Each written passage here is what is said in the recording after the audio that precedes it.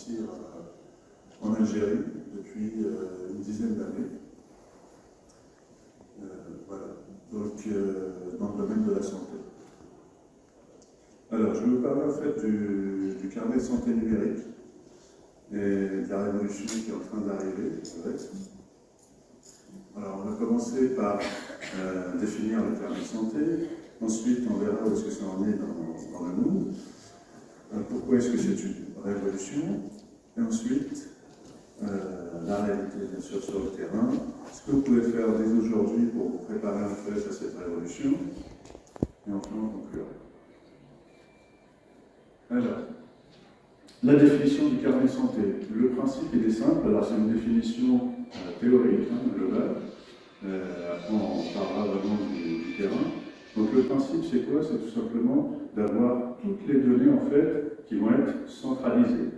Donc, les différents professionnels, en fait, de santé, que ce soit les hôpitaux, les cliniques, les laboratoires, ou bien les centres d'imagerie médicale, théoriquement, donc, pourront déposer des informations, qui sont celles-ci, des informations directement dans un point central, et après qui sera accessible en fait à tous les professionnels de santé. Voilà, donc ça c'est l'idée théorique. Où est-ce que ça en est en fait dans le monde? Alors les premiers qui ont commencé, ça a été surtout les Belges, donc en 99, donc eux ils l'ont appelé dossier médical global. Ensuite, les Suisses, dossier patient informatisé. Les Américains, alors eux avaient bien commencé déjà au début des années 90, mais officiellement, c'est en 2003 en fait qu'ils ont lancé leur carnet de santé numérique. Ensuite, en France, en 2011, et en Algérie, en fait, ça a été lancé en 2013 par le ministère de la Santé. Donc le fait de lancer un carnet de santé numérique à l'échelle d'un pays, ça soulève pas mal de questions. Donc voici les questions qui reviennent le plus souvent. Ça va être tout simplement le citoyen va se poser la question qui a accès en fait à mon carnet de santé?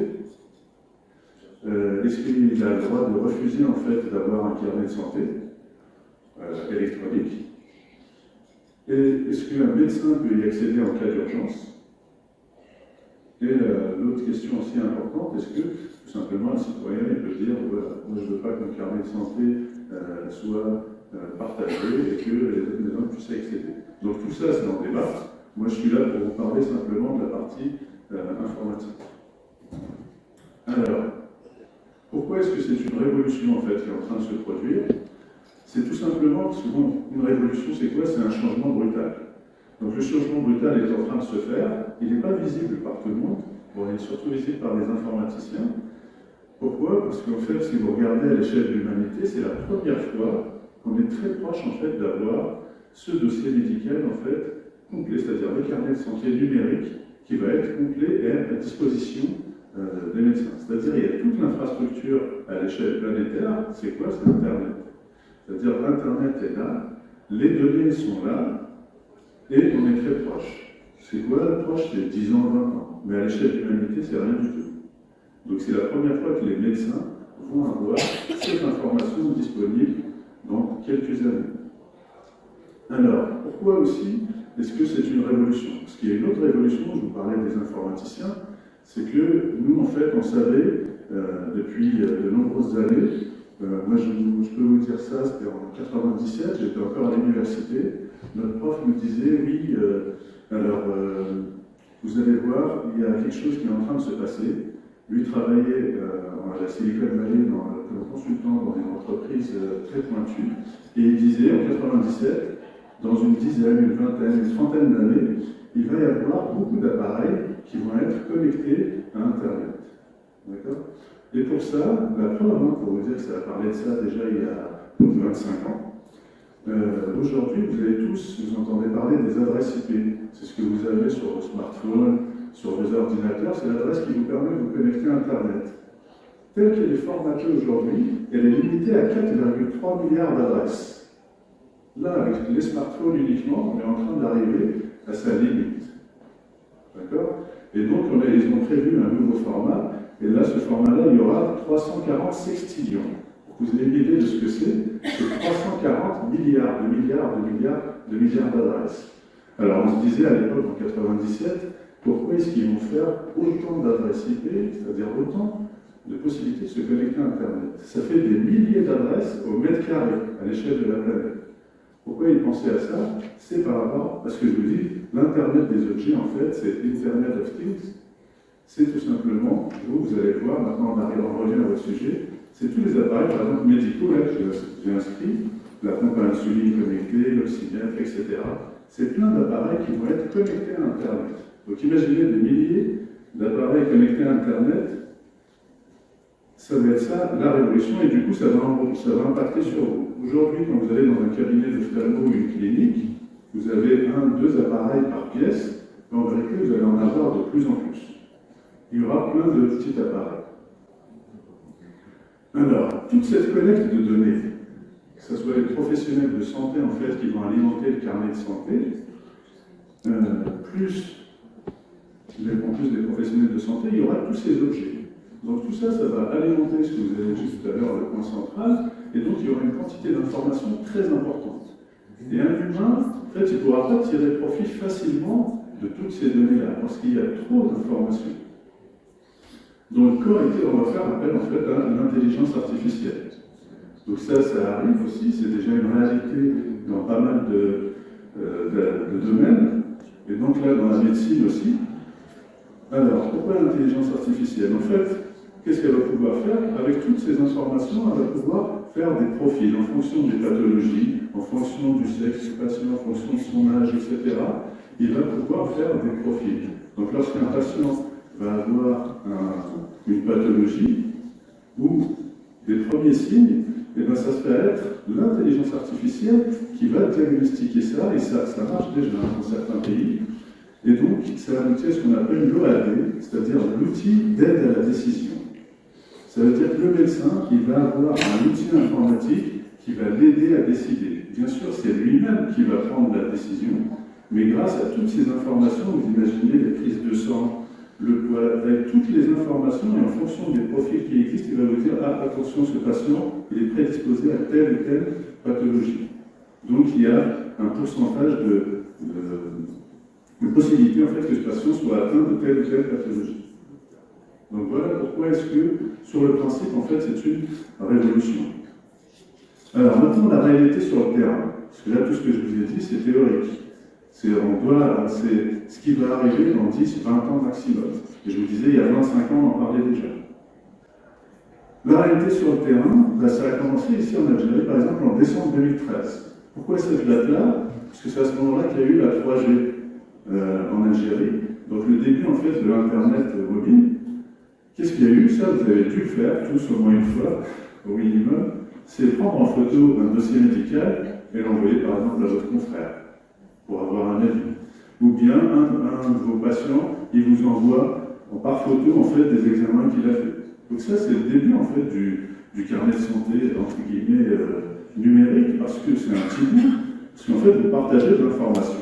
Mais de manière un peu, j'allais dire archaïque, non, mais pas très optimale. D'accord? C'est-à-dire que vous avez des outils puissants, par exemple le smartphone, et vous n'allez pas utiliser tout son potentiel. Mais c'est déjà un début, donc c'est la réalité du terrain. La prise de rendez-vous par Internet, ça, dans certains pays, c'est devenu quasiment normal. Il y a par exemple en France, vous ne pouvez plus prendre de rendez-vous par téléphone, tout passe par Internet. Des examens biologiques à télécharger, donc ça sur les serveurs. En Algérie, bon, il y a certains qui le font, mais la plupart ils envoient par mail. Donc ça aussi, c'est du partage d'informations. Pareil pour les centres d'imagerie médicale. Alors sur certaines plateformes privées, vous pouvez même déjà faire du partage de dossiers médicaux, mais ça ne va pas être à l'échelle nationale. C'est par rapport juste à cette plateforme.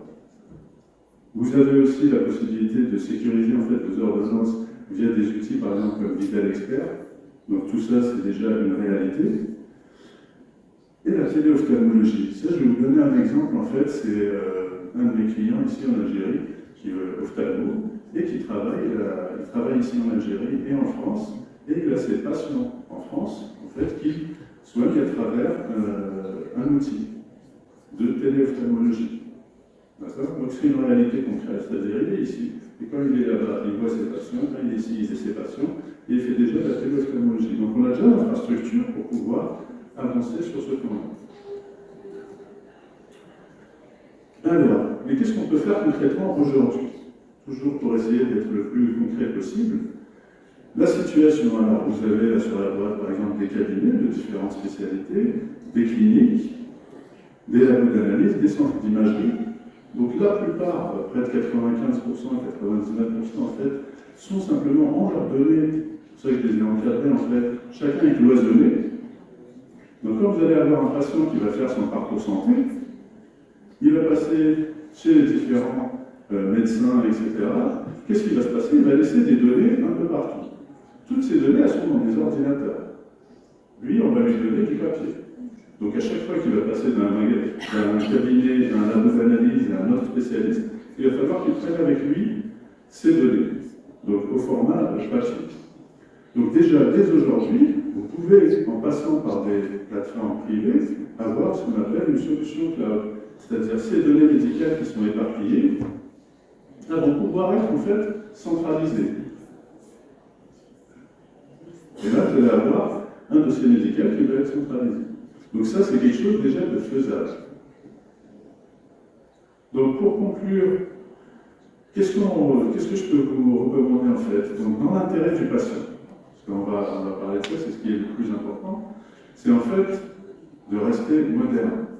Pour pouvoir rester moderne, c'est dans le but en fait de mieux le soigner. Parce qu'en ayant toutes les informations qui vont être centralisées en fait sur des données, sur une zone en fait où on va avoir toutes les données, on va pouvoir beaucoup mieux soigner. On va pouvoir aussi, l'exemple que je vous ai donné de la téléophtalmologie, là je vous ai donné l'exemple de quelqu'un qui a des patients en France, mais imaginez ici le Grand Sud, qui est déjà un vrai désert, mais en plus c'est un désert médical. Donc mettre en place une solution à distance où vous allez avoir juste des optométristes, parce que ce que j'ai oublié de vous dire, l'ophtalmo qui est ici et qui a ses patients en France, en fait, c'est des optométristes qui préparent simplement le dossier. D'accord? Donc ici en Algérie, vous avez, voilà, on a des ophtalmos sur le nord, mais qui peuvent faire, avoir s'il y a des optométristes dans le sud, pouvoir faire en fait des consultations simples. Là où il faudra un déplacement, c'est autre chose. Mais au moins une bonne partie de la téléophtalmologie pourra être faite directement. Et ensuite, en optant en fait pour une solution cloud, vous vous préparez à ce qui va arriver. Parce que vous allez avoir l'habitude de travailler de cette manière, c'est-à-dire de manière vraiment par Internet, et d'avoir déjà certains avantages. Et comme ça, à l'avenir, lorsque tous les États seront prêts, ben en fait, vous serez à même de répondre en fait à la demande du moment. Voilà pour moi. Merci.